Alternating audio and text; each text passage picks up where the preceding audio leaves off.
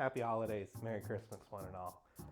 We are right on the verge. We're about to be filming the season finale of The List. Thank you, real quick up front, for sticking with us for a year. For those of you who've been here from the beginning with that RoboCop episode, you rock. And those of you who are just coming around, maybe even this episode, welcome. This series has been a huge amount of fun. I learned a lot as far as lighting goes, and it's been a great time sharing with my best friend over here, Tony. Thank you. Before we get started on this episode, though, I just want to go ahead and we're going to take a look back at what this year has been like. Some of my personal favorite moments as an editor, as I drudge through the sludge that is the various hour and a half of footage that I have to go through to try and find anything usable from either of our stupid, incompetent fucking asses. Through like beard scratching and all, of course. He only just found out about that because I was nice and quiet in the first place. But anyways, go ahead and enjoy this little best of compilation of season 1 of The List. Right back at you in a few moments. Same thing for camera 2. For you. For me, for this episode 7. Nice shooting, Tony. So, what's your name?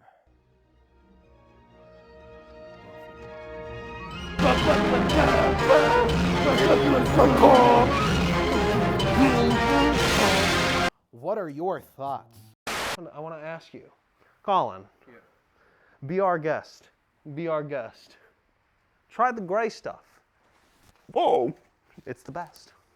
Oh. Burger! Burger? A burger of film. Yes. What would have been really interesting is, once again, we go back to the 3D animation gives you so much room to do strange things and like kind of still make it cohesive. Yeah. If when she came into you. And on a side note, last night we actually watched an episode. It may have been obvious to us, but we think we have found the source code for Among Us. We really did. Boys and girls, we found it. We found it.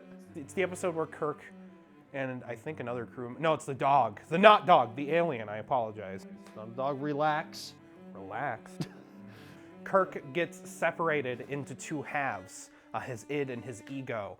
And Spock at one point literally says, "Jim, I think we have an imposter among us."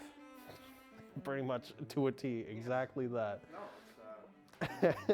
And the episode is wonderful on top of all that. On top of it being meme fodder, it is fucking fantastic. So if you haven't seen it, watch Star Trek, people. I was trying to figure out what would be a useful tool for us today to be opening said film, this gift I'm going to be giving him. And I thought to myself, this hammer may be useful. But I thought to myself that a little too brutal, a little too maybe on the nose. Yeah. What is the film we are going to be watching today? Why don't you open that up? I have a feeling I know what it is. I have a feeling it's Lolita. I have a feeling it's A Nightmare is what it is. Lolita's a Stanley Kubrick film, sir. Oh, yeah. Oh, yeah.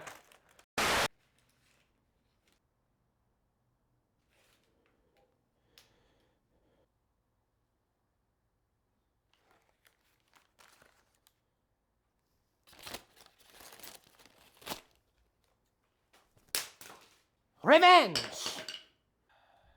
Why did you subject me to that? Don't you mean Wincest? You see what I fucking put up with? I gotta. He'll be back. I'll never be back. I'm leaving you forever. How fucking dare you? Put that fucking slap that gives you gas! A man approached me. I should say approached the speaker box when I was had my little headset on at this restaurant I work at. And I hear a little ding. He starts driving off, and then I hear a ding again, which usually indicates that the guy has a trailer. Pulls up towards me and everything, and I see the trailer he has behind him has this large-looking bookshelf on it, right? And everything. And I'm just sitting there to myself, well, you can't put books on that. It's got little hooks around it and everything. And I'm like, sir, what purpose does that shelf serve? I'm very curious. And he goes on this long diatribing story talking about how, like, I'm going to be purchasing my first gun within this year, so I figured I would buy myself a gun rack. But all I could think to myself was, sir, you don't even have a gun. Nonetheless, not enough to necessitate an entire rack.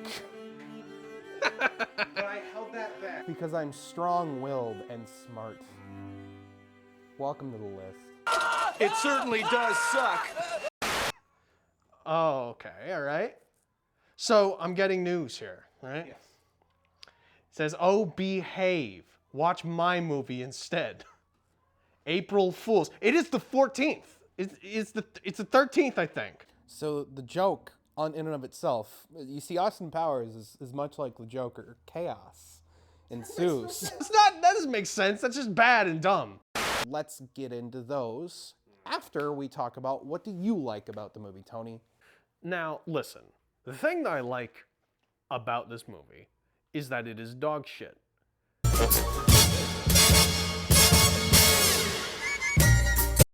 You know, that's what this whole show is kind of about, is forcing each other out of our comfort zones and finding stuff that we wouldn't normally go out of our way to both watch. Yeah, into the weeb zone for you and into the everything else zone for me.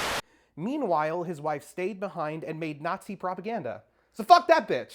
I see. Yes, the way all good stories start. Yes. Was ironically one of Hitler's favorite films, which you don't know what it is, but that being said, the fact this is one of his favorite films, the motherfucker had to have been more ignorant than we ever realized because the movie is giving him a middle finger.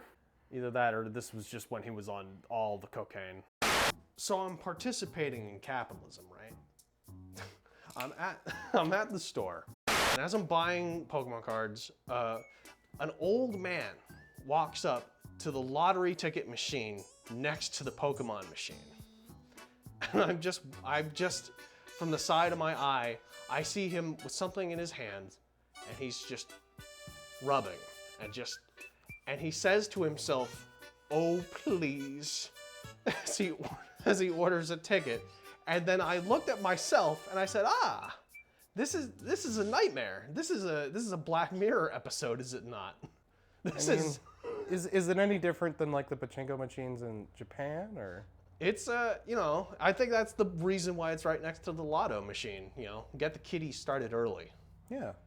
Yeah. Thanks, Pokemon Company. Thank you very much. Very cool. I'm not. Okay, for one, I want to bring up, I did like a little bit of research a couple months prior when you said you wanted to put this somewhere on the list. I just didn't know where, on whether or not this movie had any direct inspiration from Metropolis. And I went in smelling just a little bit of bullshit because I saw a bunch of people who are obviously very big anime fans trying to push forth the idea that this has nothing to do, it's just in name only inspiration, right? Then we got into the first shot. Yeah, the man literally standing upon a ziggurat. Yeah, he's standing on the thematic Tower of Babel. Which they later just call the Tower of Babel.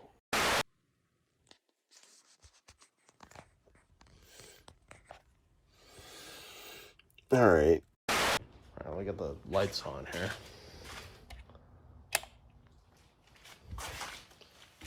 All right. Power to the people. What do we got going on over here? Ooh, more Christmas lights. Ain't that snazzy? If you could please go ahead and open your gift. Oh, what a fool am I. I didn't even have it. I had it on the floor. Oh, where did it? It's Die Hard. How the fuck did you? Colin, I've known that it's Die Hard since the last episode. We've got lights going on. I figured that. And you talk in your sleep. I know that it was going to be Die Hard. How the fuck did you get in my house and watch me sleep? It's a great, wonderful Christmas movie. Yeah. I would slot it about halfway through the month. You got to start with like the Peanuts Christmas special. Do this. Grinch. Why is Grinch funny? Yeah, he's got some schlub energy. Yeah. A little bit, but Yeah. he's he works out. No. He works out. The man. And then of course you got whatever that dude's name is, the gargoyle man. Carl. Carl. Yeah, Carl, because his brother was killed and he was sent down in a certain shirt.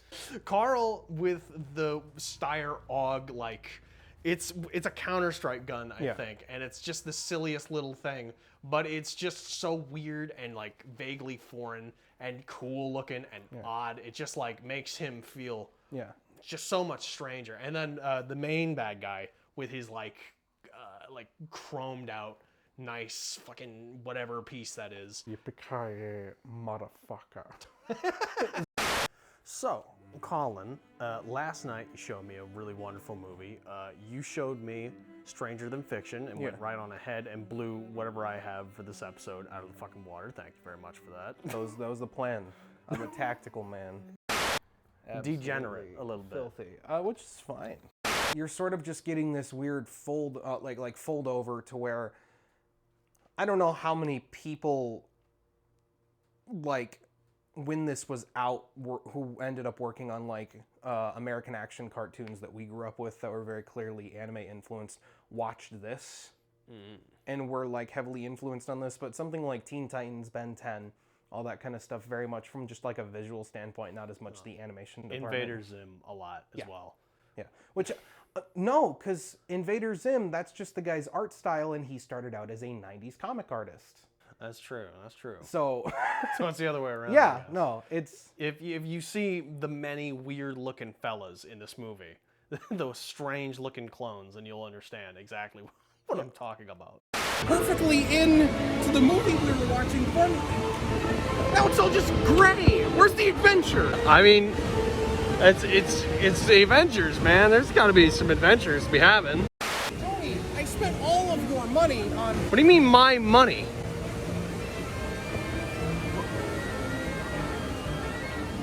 There's a great big beautiful tomorrow, shining at the end of every day. so I guess you could say I'm a little tired. Well, you can say I was tired too, about $2,000 ago.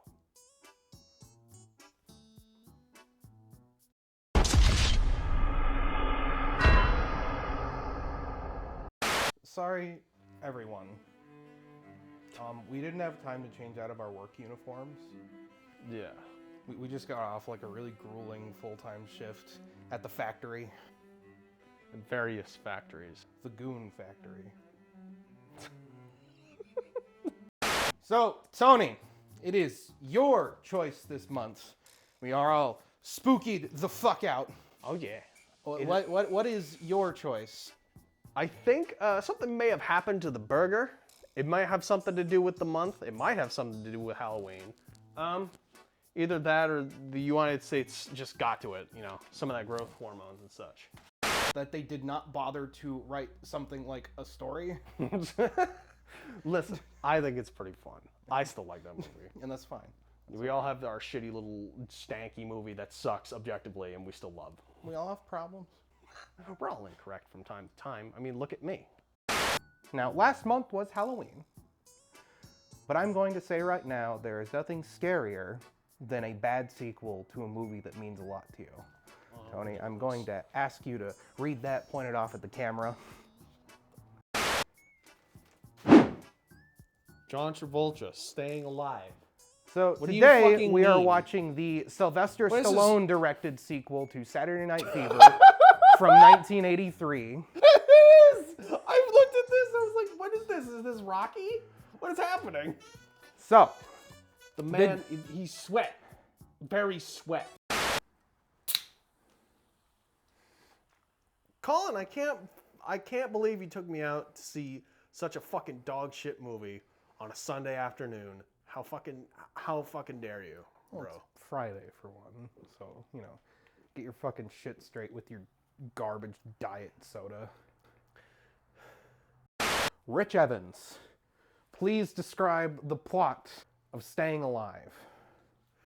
Tony Manero realizes that being a cunt is awesome, and he reverts to his cunt-like ways.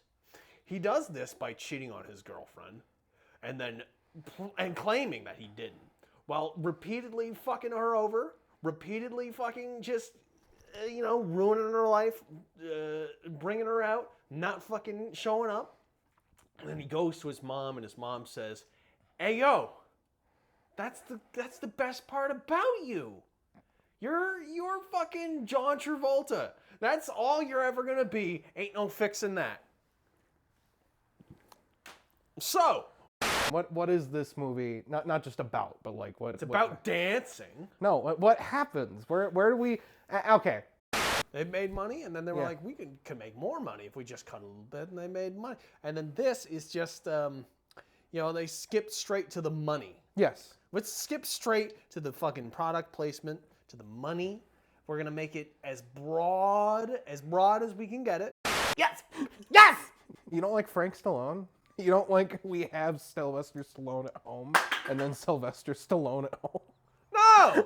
No, I don't like it! You've never seen it. I've never seen it. Oh my.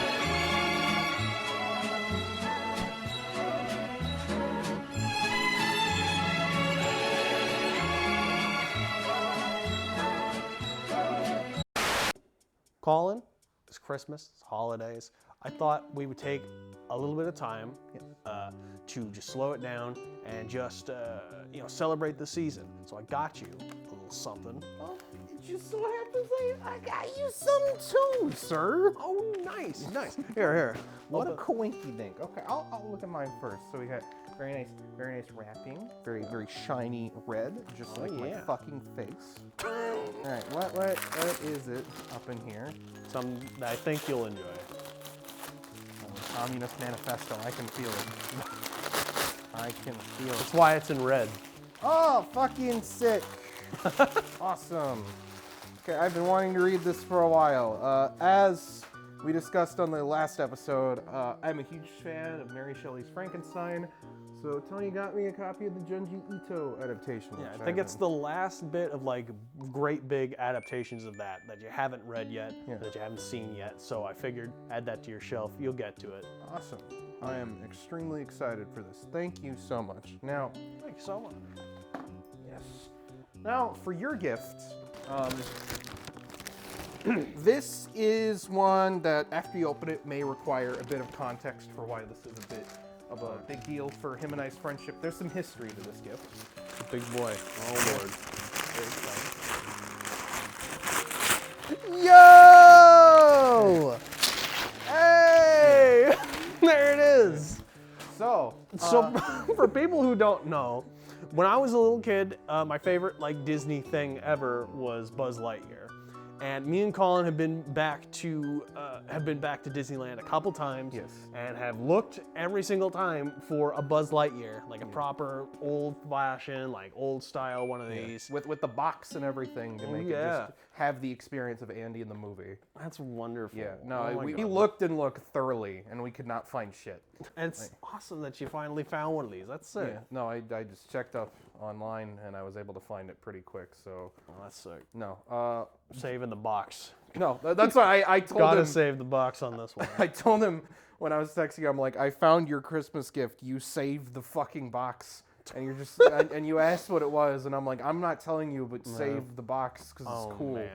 No, I just take an axe to it for the meme and then find Buzz out it's Lightyear's very still and inside. find out it's very sweet and I did a terrible thing.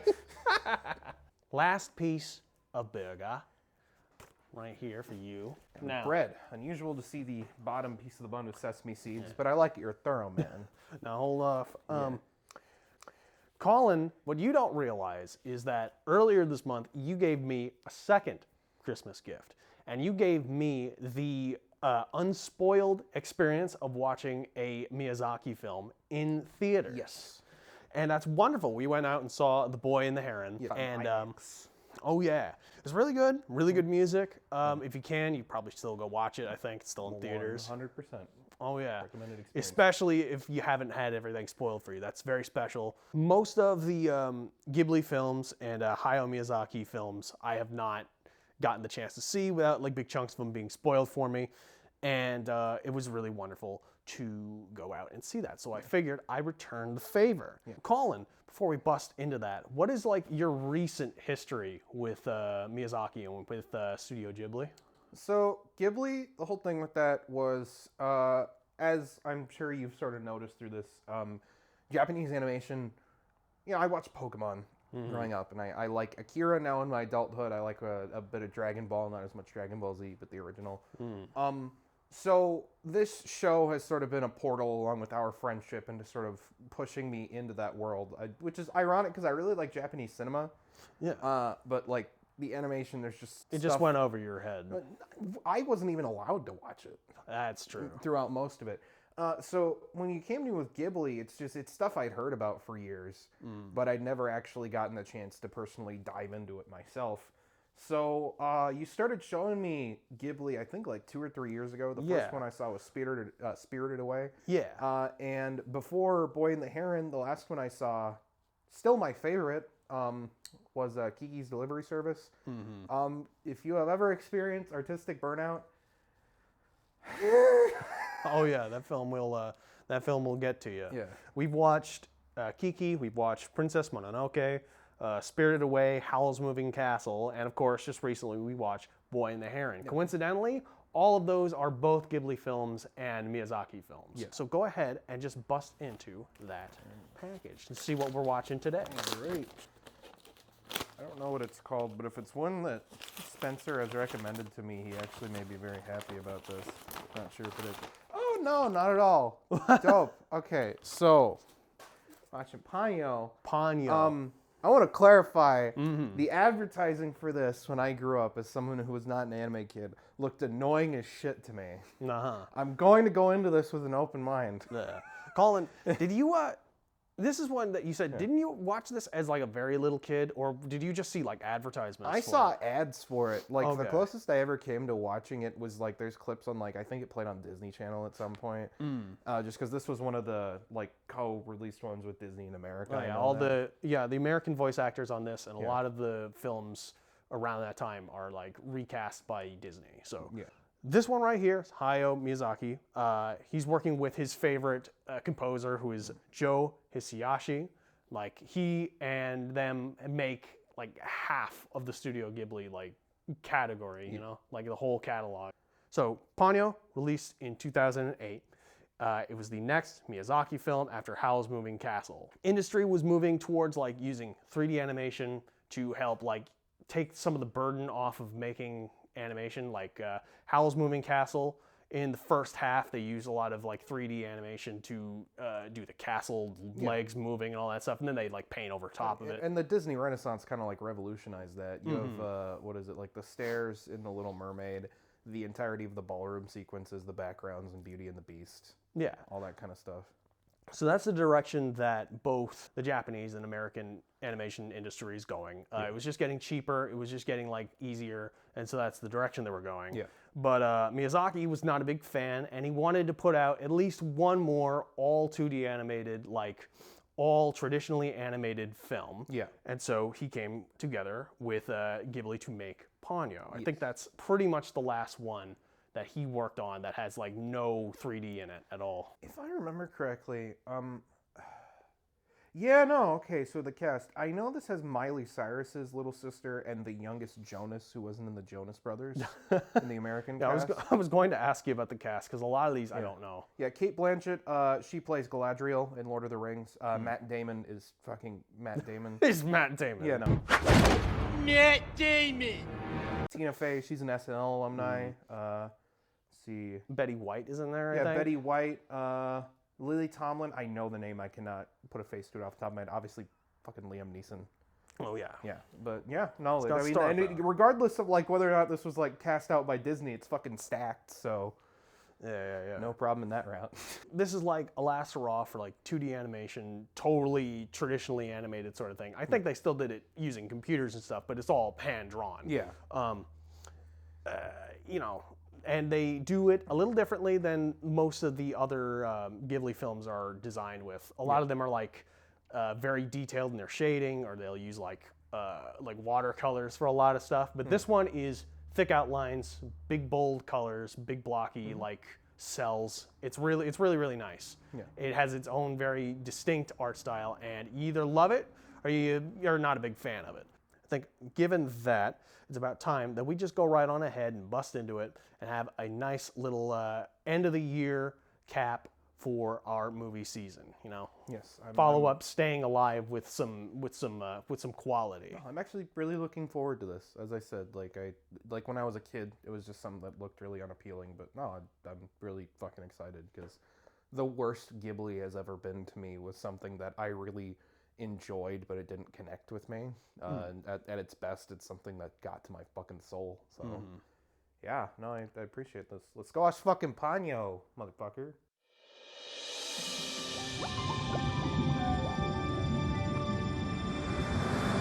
He has been hailed as one of the greatest filmmakers of all time. This summer, Hayao Miyazaki, director of the Academy Award-winning Spirited Away, releases his next masterpiece. We've all been waiting for you. The whole world is out of balance. Ponyo, you have to trust me. You're the only one who could save the planet. Do it now. Do it. Walt Disney Pictures presents a Studio Ghibli film featuring the voices of Liam Neeson, Noah Cyrus, Frankie Jonas, Tina Fey, Betty White, Cloris Leachman, Lily Tomlin, Matt Damon, and Kate Blanchett. Good luck, Ponyo.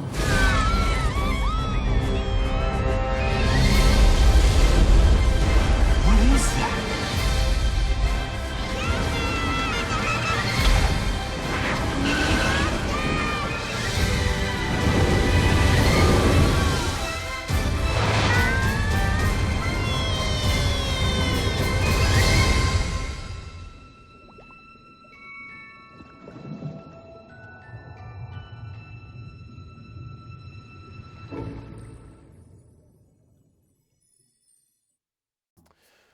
So, Colin, how did you enjoy the movie Ponyo this evening? So, the thing I guess I really enjoy about it, and this is kind of the first inspiration that really curves up around it, is the massive inspirations it takes from stuff like Disney, and sort of the first major inspiration I noticed as far as just like visual clarity and the way things are done. And you said a lot of the music feels very inspired by classical music. Yeah.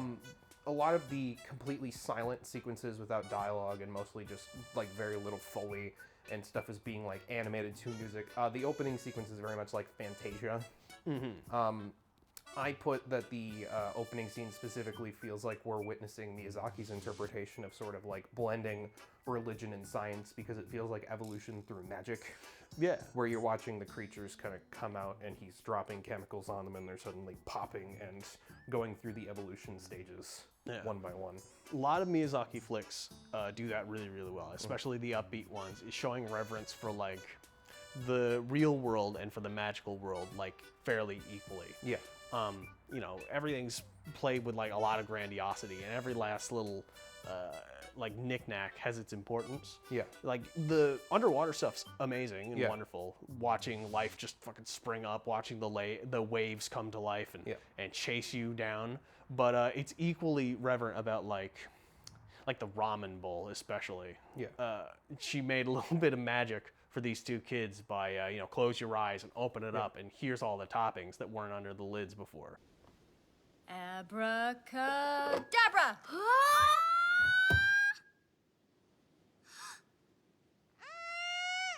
It's him!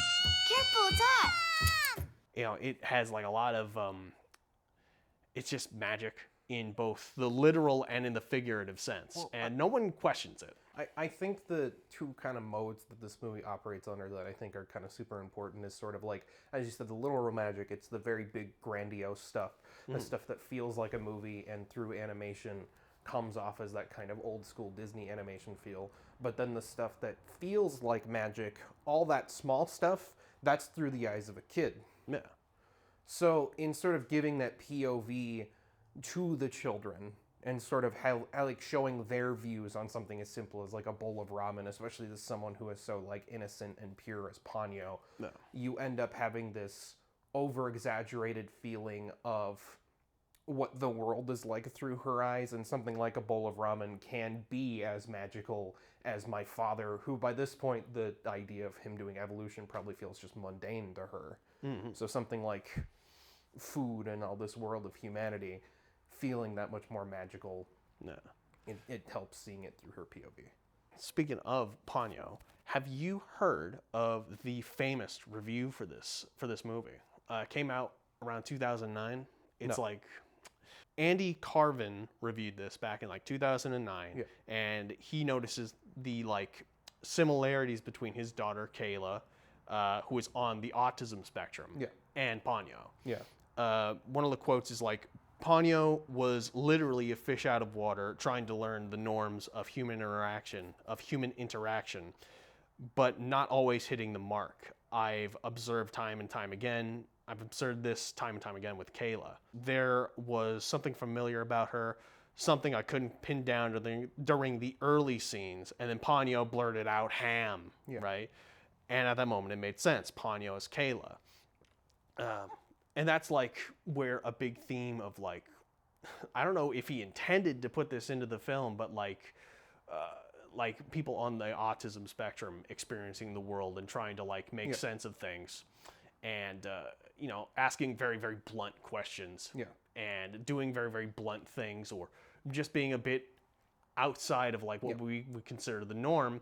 And how people should, you know, treat people like that, which is nicely and with understanding, you know. No, and I think it's funny that you brought that review up, and then about halfway through the movie, I put down the note, literal fish out of water humor. Yeah.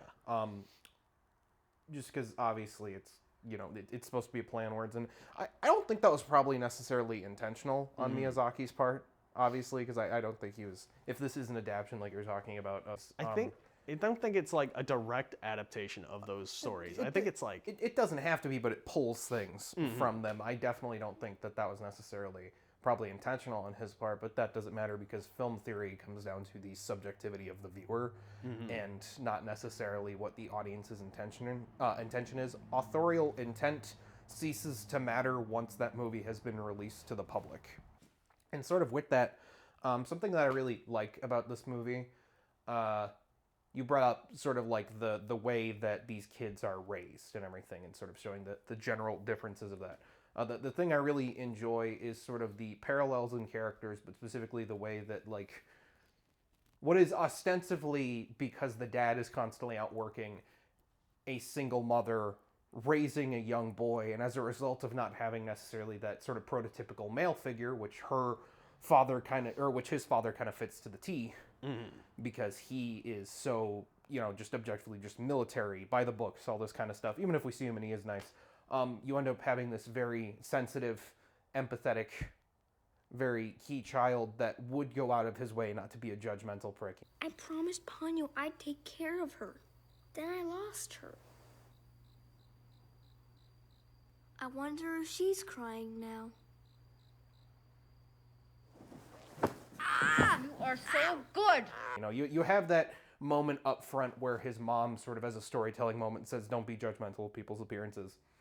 But you can just see through her various interactions how proud she is of him as a kid, and how that sort of positive reinforcement sort of shapes the way he views the world. Yeah. That anytime something negative happens, it is the biggest, most horrible atrocity in the world to this child. Yeah. And just how important that is the little boy that ends up meeting this developing person who sort of partially doesn't really even exist that much in society yet. Yeah, and that brings me to another point. Like, Colin, who or what do you think is like the antagonist of this film? Like, could you really pin that down at all?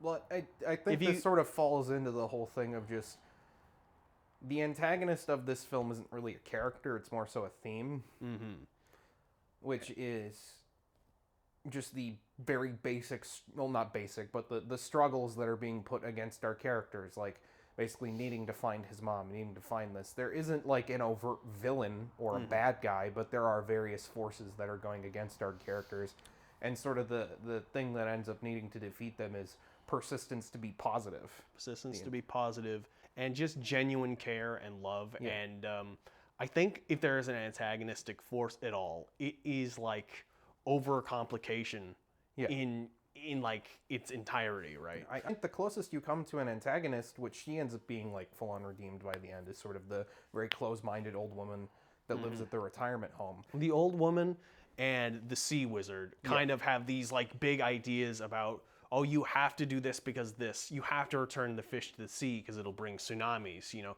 you have to save the world because the moon is coming down. But the solution at the end was Sosuke just had to say like, hey, I love Ponyo and I love her if she's a fish, if she's a human, however she is, in whatever form she is. She's important to me. And the thing with that I think is super interesting is, as a result of like this movie not having any direct real antagonist, you then end up having this kind of hyper-focused fixation on our characters, and sort of like the antagonist is less so like it's more so themes than it is a person, but it's also just circumstances and things just not working out perfectly. You know, I think one of the coolest small little parallels that like is a perfect example of you know, I'm not a parent, but things I've witnessed a bunch of just parents teaching their kids, or parents being taught stuff by their kids instead of parents teaching their kids. Yeah.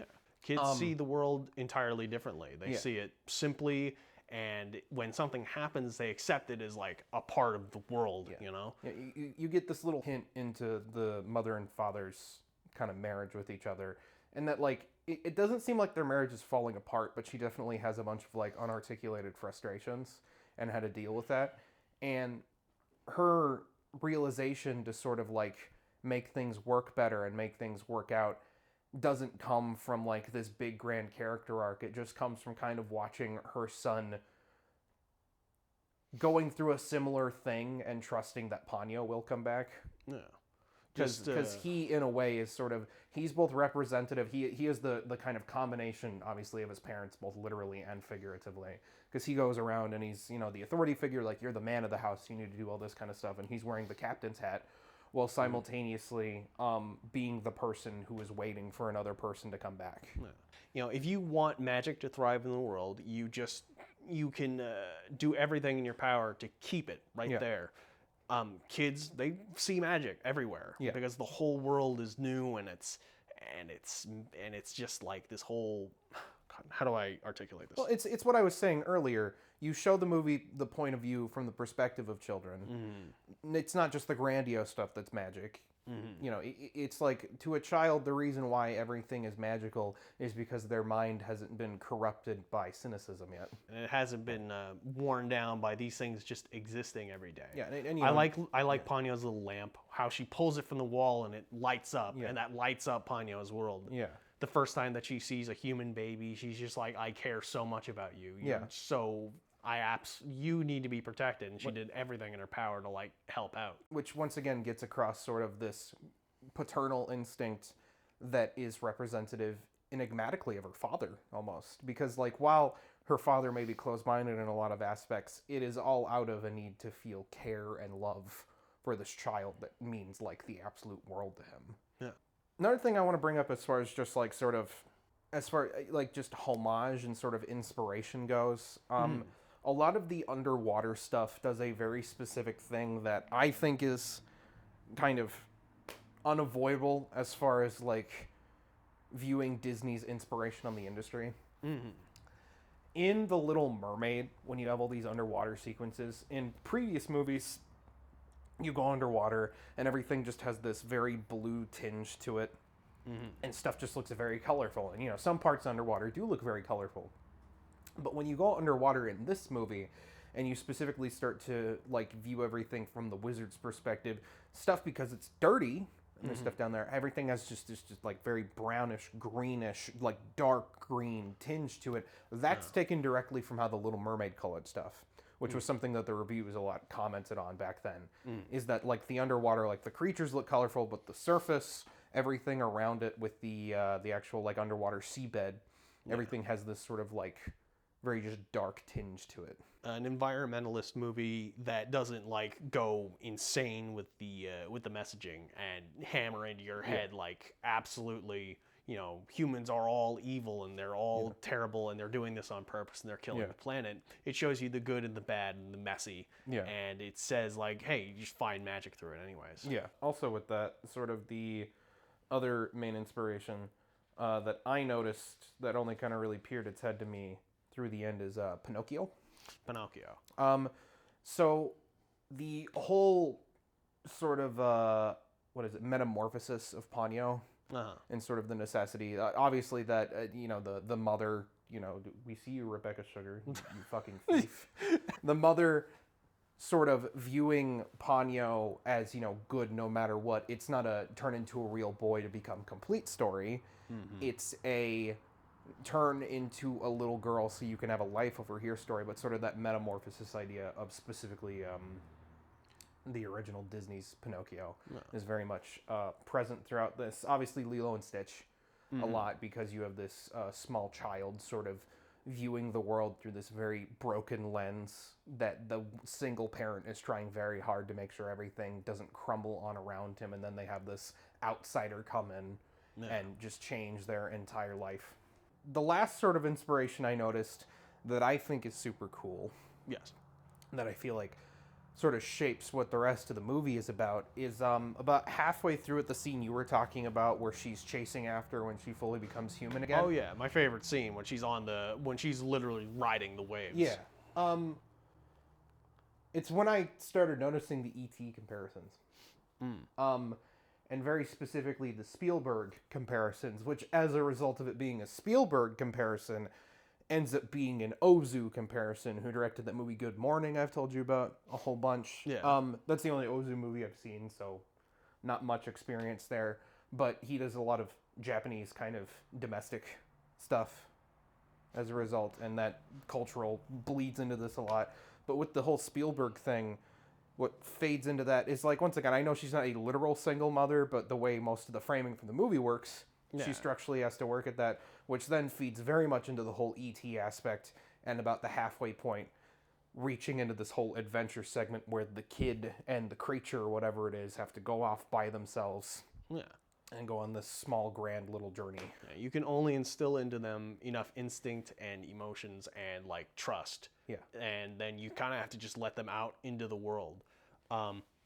That scene where he has to leave, that scene where the mother has to leave for the old folks' home and says, like, you're the man of the house now. You know, it's very important that you stay here with Ponyo and that you hold down the fort. And he says yes. And I think he waves off to her wearing the hat. Gives her a thumbs up. As she, like, crashes through through a puddle. It's already forming on the road to the place she's going. Like, man. Like Lilo and Stitch, the maternal figure, like with Nani, is my favorite character. She's fucking great. And I don't know, I always say this, but it's like, all you motherfuckers out there who seem to hate strong women characters, I don't think you hate strong women characters, I just think you hate women. But that's even outside of, like, it's like maternal instincts, like, go outside of just her parenting. You know, her whole entire job is essentially being maternal for these old folks who can't take care of themselves, which then ends up paying off in the end because now they can take care of themselves because they can walk again, because all this stuff. It's fucking beautiful. Wait, let me get your wheelchair. Don't bother, Shima-san. We like to walk. Life begins again. And then also the whole Broomhilda myth, which you said you hadn't noticed. They mentioned that very briefly in the one scene in the, like, little underwater castle. And he keeps calling her Broomhilda as the movie goes on. Eventually he starts calling her Ponyo, just because everyone else around him. Well, he's not going to dead name his daughter anymore. As much as he's an asshole, he's not gonna Once he got it through his head that that's what she wanted. You know, not a bad guy. No. Just closed. Yeah, no, very, very, very closed off. But the whole Broomhilda thing, I'm 90% certain I've looked this up before, and Broomhilda is not just something made up by Quentin Tarantino. If that's entirely offensive, because no shit it is, I'm sorry, I just don't want to get that wrong. But the whole Broomhilda myth of saving the young girl from the like large tower where the dragon's being guarded, it's almost like just a mirroring of that with the little boy trying to save Ponyo from being dragged off to a fucking isolated area where she can't talk to anyone anymore. Yeah. Which I think is super fucking cool because it's That's really interesting. Beating over your head with it. It's a German legend. There's always going to be a mountain in there somewhere. And another thing I really fucking enjoy is, I don't know, like, the wizard's kind of hatred of humanity. It's never like outwardly expressed. You know, there's the whole environmental angle, but it comes off to me like the wizard is literally in love with the goddess that represents the ocean. Yes. So, like in Davy Jones and Pirates of the Caribbean, it's a guy who literally fell in love with the sea and never wanted to go back to humanity because nothing could ever be as pure and sacred as that. So a lot of his hatred for this thing that he doesn't understand just comes from his own isolation. So now he's forcing his kids in itself to isolate, which then parallels back to Sasake's dad, who himself doesn't love the sea, but is also always out in the sea, isolating with all these men having to do a military job, leaving these kids themselves or leaving him and his mother themselves to be in the sense of isolation. This movie's all about just like go towards each other and sort of connect as human beings. Yeah, that's where the magic is in connection between nature and man and family. You know, it's literally the love conquers all like moral by the end of the movie, and as long as you can pull that off and not have it just be like a lazy way to end a story, that will always be my favorite fucking thing. And I really fucking adored that. Also, just to make you hate me a little bit, we saw Aquaman in the theater. Aquaman's rad. That movie is big and stupid, and it's directed by the guy who made the first Saw movie. So it doesn't make sense, and I love James Wan for that. The whole scene where they're on the side of the highway, I'm going to have, maybe not a side-by-side, but just a comparison. There's a scene in Aquaman where Amber Heard is going after Jason Momoa in the water. Like, shots lifted. Is it like, is she running on the water, or like what? She's in the water, and then the water goes on the highway in front of them and shit. Oh. And I was just like, that's wonderful. That's hilarious. Because not only that, but it's also Amber Heard, who, you know, the famous bed pooper. This felt very Pixar in its concept. Yeah, it's a Miyazaki thing. Yeah. There's somebody who's laid this all out on a spectrum. Is like, he does a couple films that are very hardcore, all in the real world, and magic doesn't really exist. Yeah. And then there's like very, very blatantly just 100% magical world stuff, like Arity, I think. Yeah. And then his sweet spot, his strong point, is right here in the center, where magic meets the real world. And because he just allows like those connections to just kind of happen. No. You know, he doesn't treat it, he treats everything with like reverence and respect and with like understanding. And that's like Spielberg's entire thing, which is why I made that comparison. Spielberg's whole point of like finding magic is it being introduced into the real world. You know, like I brought up E.T. earlier. Yeah. E.T. is the very harsh, difficult reality of a child going through divorce and trying to figure out how his life should work when he needs a man in his life to like have a guiding force, and then E.T. ends up becoming this like father figure for him. It's different because, you know, this kid just needs like a best friend to hang around with who doesn't think he's weird or anything like that. But it's a similar sort of thing where like the magic comes along when this weird rogue element comes in his life, and the magic comes from a very basic thing like not feeling alone anymore. Yeah.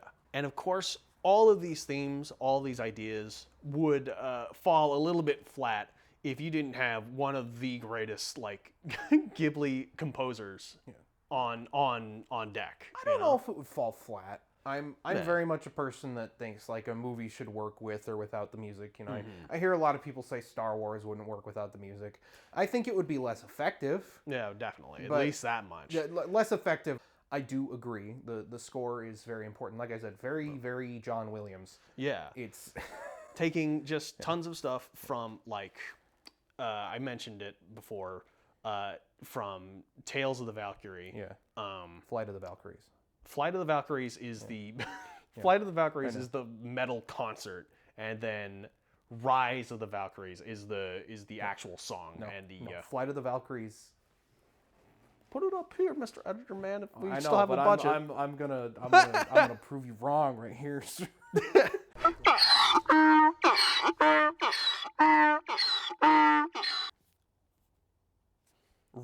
No, you were right. I'm a fool. Yeah.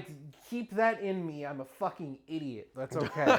It takes heavy inspiration from Ride of the Valkyries, from a lot of like classical stuff, and because Miyazaki, he was just at this point he was like chilling out on a little sea, a little town by the sea, and trying to figure out what he's gonna do for the next film.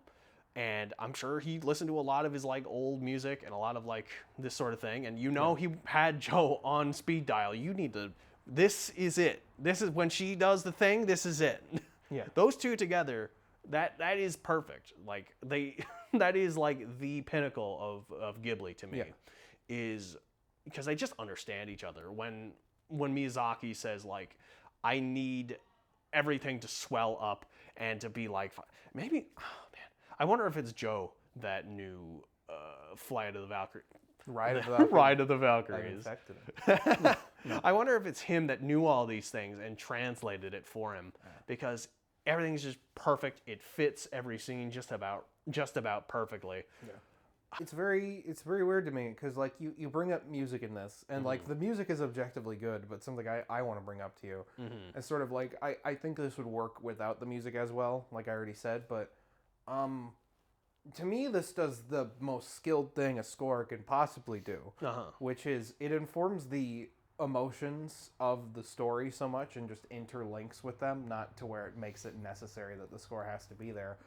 The score wasn't like standing out as much to me, not in a way that's like, oh, it's like, it's not noticeable, but that's what's perfect about it is sometimes scores jump out at you and sometimes they just kind of like dissolve into the background, but this one, it like grabs hold of every scene and treats every last little aspect of the world that these characters are living in with reverence, the mom's like little leitmotif that she plays when she's driving and when she's driving away. It's I think that is actually a small snippet of Ponyo's theme, which is just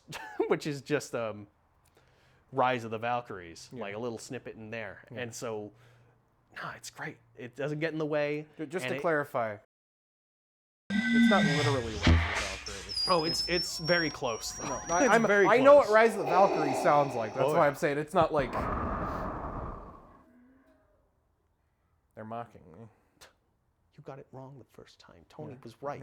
No, it's not literally Rise of the Valkyries either. But you can definitely hear it. Yeah, no, 100%. And the music does everything it needs to. Animation's beautiful as always. I feel like that's almost unnecessary to comment on at this point. I mentioned earlier that the watercolor thing, like there are actually watercolor like backgrounds and like this sort of thing, but it's just layered over top with so much stuff that's moving and therefore animated and therefore like cell shaded. I didn't notice it. Yeah, no, that's what I was trying to like point out. Like while we were watching, I knew that there were some in there. It's a little exaggeration to say there's zero. Because saying like that, it's like most larger budget 2D cell animated movies are going to have watercolors because backgrounds need to look more detailed than the foregrounds. Otherwise, it just makes it look fucking cheap. And nowadays they just do it in computers and stuff. They just do it in like programs, and now some like brand new movies coming out can actually have little things moving in the background because instead of it being a watercolor painting, it can be a little GIF. So it's a layer of extra complication. But no, this is Ghibli at just about their best, I think. It's almost my favorite. I think I still have to give it to like Howl's Moving Castle. Is just a little ahead of it for me personally. I like Howl's Moving Castle. We've seen, except for Spirited Away, every Ghibli movie that we watched in the theater during one of those re-releases. I really liked that movie and connected with it. Probably need to watch it again. Kiki just got to me, but this or Spirited Away is a good number 2. Spirited Away is like everyone's like objective best Ghibli movie. That's what people will point to and say, "Oh, that one's obviously the best." It's the here's the thing. Here's the thing, though. I am a person, as someone who likes beauty. That is Ghibli's Beauty and the Beast. Yeah, in my opinion. And whether or not that's your favorite, that's cool. But like, it's just like a cohesive piece. Oh yeah, I would agree with that. Like that's fucking. But favorite? No, I'd agree. It's probably like their best work, but it's not my favorite. My favorite's Howl. But no, this one was great. Yeah. It was a wonderful time showing you Ponyo. I'm glad that you loved it so much, and I'm glad that we can close out this year on a high note. That's my favorite thing I think you showed me this year. You know, but I've been kind of a negative motherfucker with a lot of the stuff he's shown me, but it's just my genuine and emotional reaction. I don't wanna fucking do that. But like, this is definitely better than Dead Leaves. I like Dead Leaves a lot, but this is objectively just they're two different beasts, so comparing them. But as like a cohesive narrative, the thing that I guess like for me really worked about this is like talking about this. Like I feel like narratively it works on almost every level. So that's what makes it really fucking stand out for me. So thank you very much for showing me this. And thank you for coming with me, and thank you for watching with me. It's been great. Everyone, thank you all so much for watching. We have had a wonderful year here on the list, showing you movies. Please come back for season 2. We're starting again next month. We're going to be having a grand old motherfucking time. And I have just had a wonderful time with this little experiment into cinema, and I hope to continue all this soon. Now, Tony, what do you say we get back to my place and we go watch our annual best Christmas movie, Pee-wee's Big Adventure? Let's do it, baby. All right, let me get this. Oh man, what a year. Yep. Cleveland 4 is taking their time. Yeah, that's, well, maybe by the end of Pee-wee we'll. All right, let's get the jacket off. It's too fucking hot for you with your fucking gills.